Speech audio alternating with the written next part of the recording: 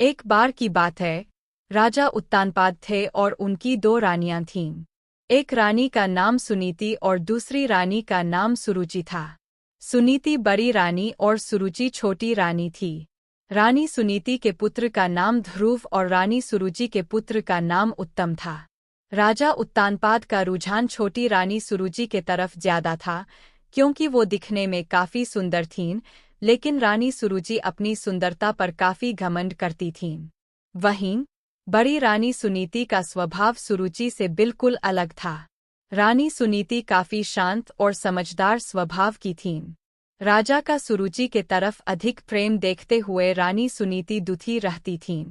इसलिए वह अपना ज्यादा से ज्यादा वक्त भगवान की पूजा अर्चना करते हुए बिताती थीं।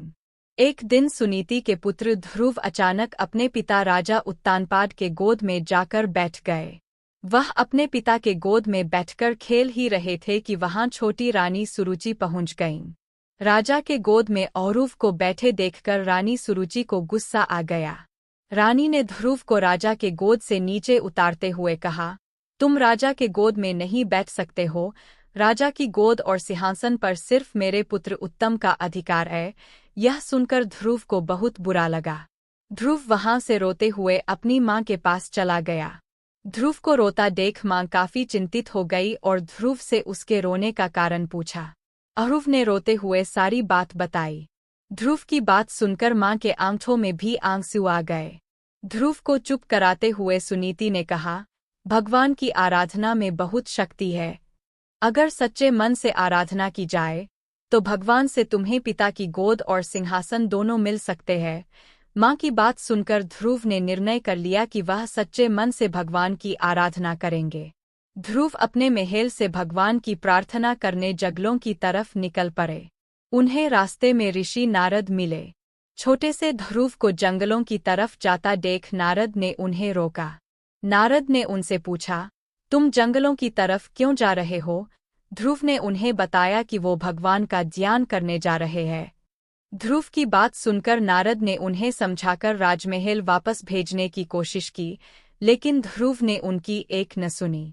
ध्रुव के निर्णय के कारण नारद ने ध्रुव को नमो भगवते वासुदेवाय मंत्र का जाप करने को कहा। इसके बाद ध्रुव जंगल में जाकर इस मंत्र का जाप करने लगे। उधर नारद ने महाराज उत्तानपाद को ध्रुव के बारे में बताया। बेटे के बारे में सुनकर महाराज का मन चिंतित हो गया। वह ध्रुव को वापस लाना चाहते थे, लेकिन नारद ने कहा ध्रुव प्रार्थना में डूब गया है और अब वह वापस नहीं आएगा। उधर ध्रुव कठोर तपस्या में लगे रहें। कई दिन और महीने गुजर गए, लेकिन ध्रुव प्रार्थना करते रहे।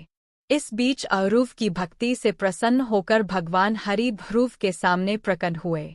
भगवान हरि ने ध्रुव को वरदान देते हुए कहा, तुम्हारी तपस्या से हम बहुत प्रसन्न हैं। तुम्हें राज सुख मिलेगा। साथ ही तुम्हारा नाम और तुम्हारी भक्ति हमेशा के लिए जानी जाएगी। यह कहकर भगवान ने ध्रुव को राजमहल की तरफ भेज दिया। भगवान के दर्शन पाकर ध्रुव भी बहुत खुश हुए और उन्हें प्रणाम कर महल की तरफ चले गए। बेटे को महल वापस आते देख राजा खुश हो गए और उनको अपना पूरा राज्य सौंप दिया।